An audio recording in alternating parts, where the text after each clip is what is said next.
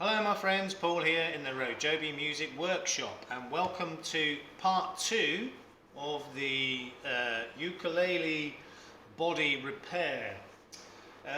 So this is the ukulele we were talking about, and in the first video I showed you, what the problem was, and that also the owner had tried to patch it together with duct tape.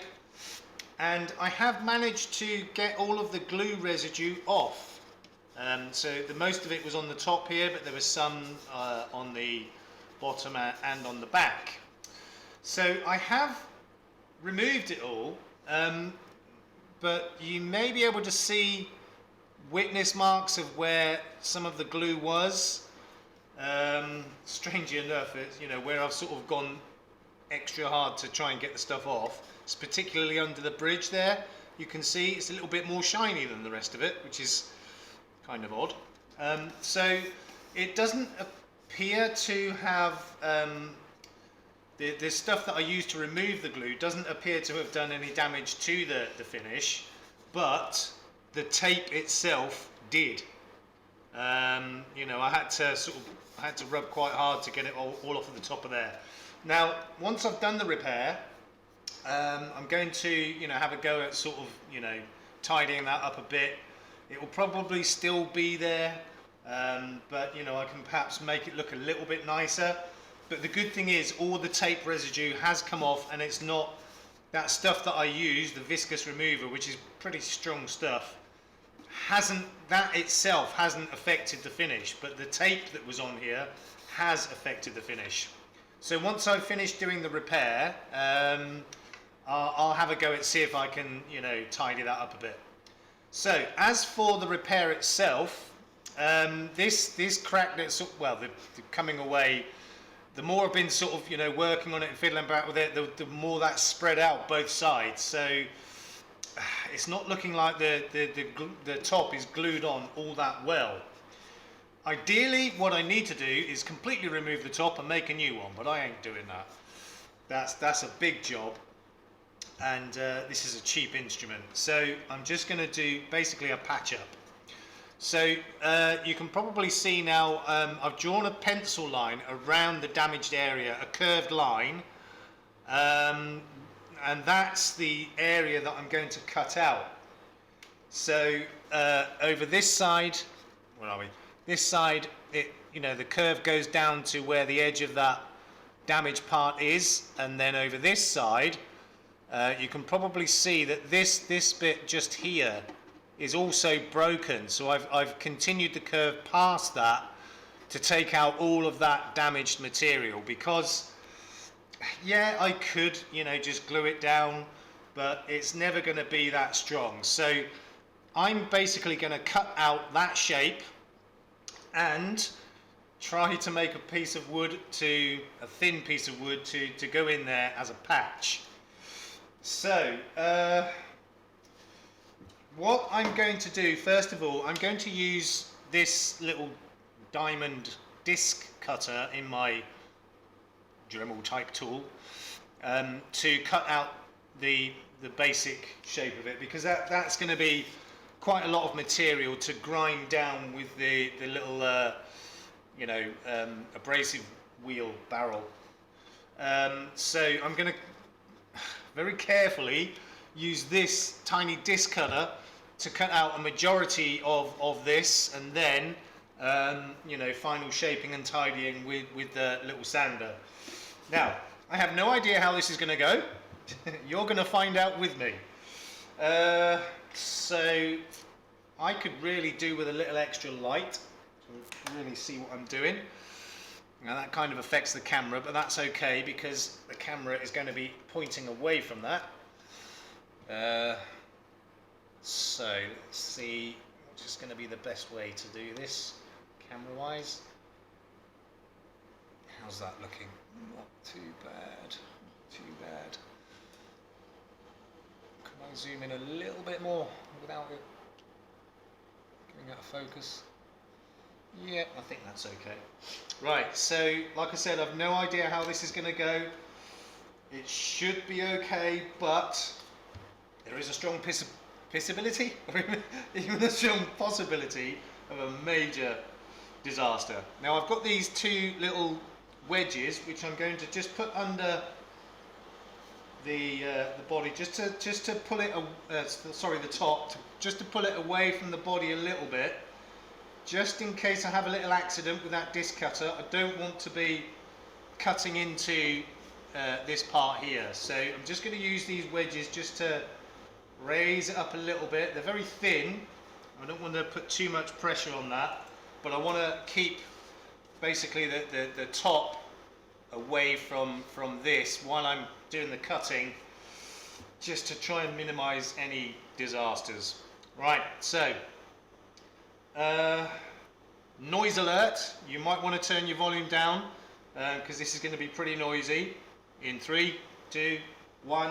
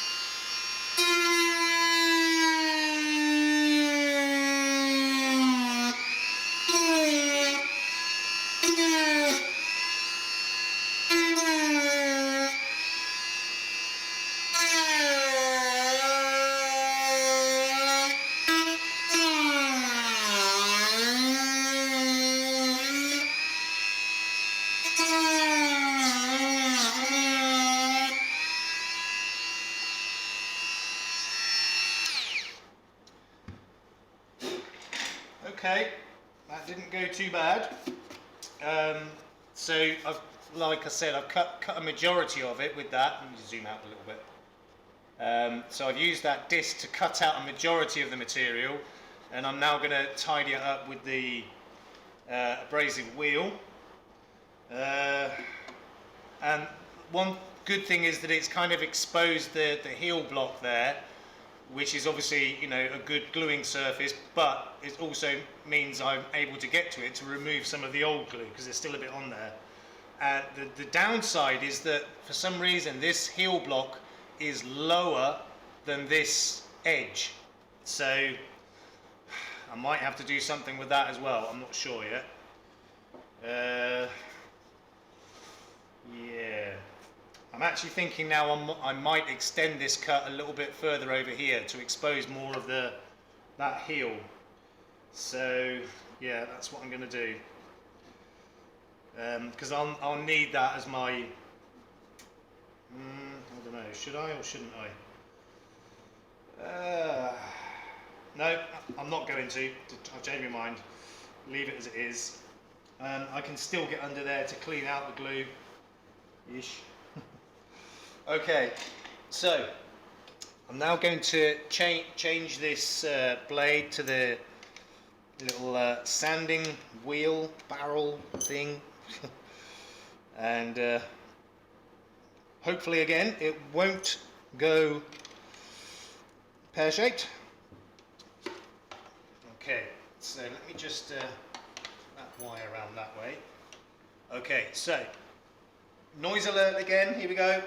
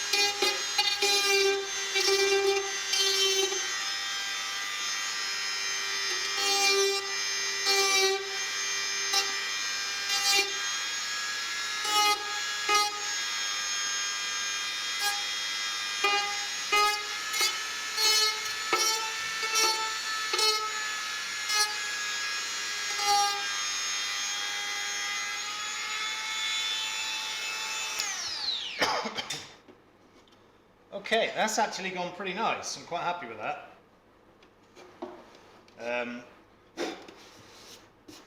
So it's fairly even and consistent. I might just try and tidy it up a little bit more by hand, but yeah, overall I'm pretty happy with that.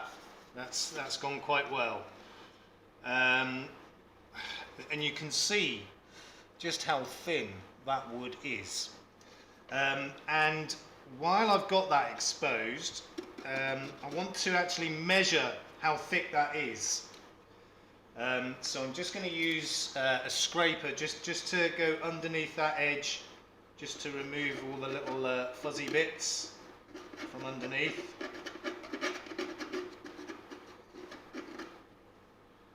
And actually the thickness doesn't look consistent. It looks thicker in some places than others, which I suppose is not surprising. I'm just going to go and get my calipers so that I can measure the thickness of that.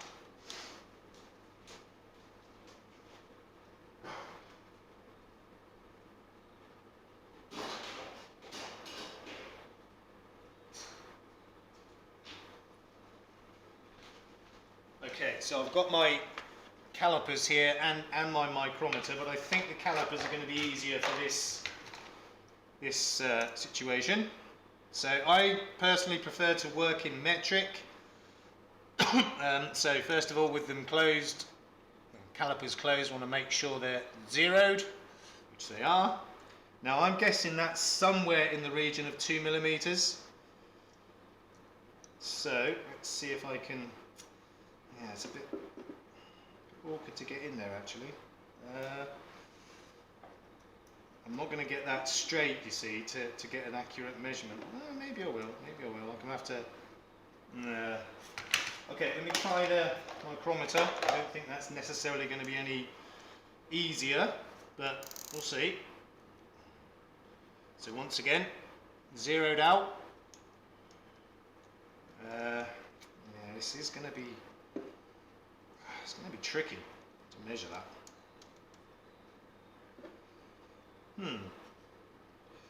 don't want to force it up too much and risk breaking it even more. Yeah, I can't really get in there with these or the calipers. You know, I'd have to lift it up quite a way to get the jaws in there to measure it, and by doing that I risk more damage. So that's not going to work for me today. So I'll see if I can get a measurement with a ruler. It's not going to be as accurate, but I might get a ballpark figure, and that looks like, good grief, 1.5 mil. Yeah, I mean that's accurate enough to give me an idea of just what we're dealing with here. Let me just check again. Dang, 1.5 mil. No wonder it broke. So I've got a thin strip of wood here that I've just thinned out with my homemade thickness sander. Looks as though that's still a bit thick. So for this I can use the calipers, the micrometer. Okay, so I'm guessing that's probably at least 2 mil thick. And again, it's not going to be all that consistent, but let's have a look. Somewhere towards the middle. Yeah, that's well over 2 millimeters thick.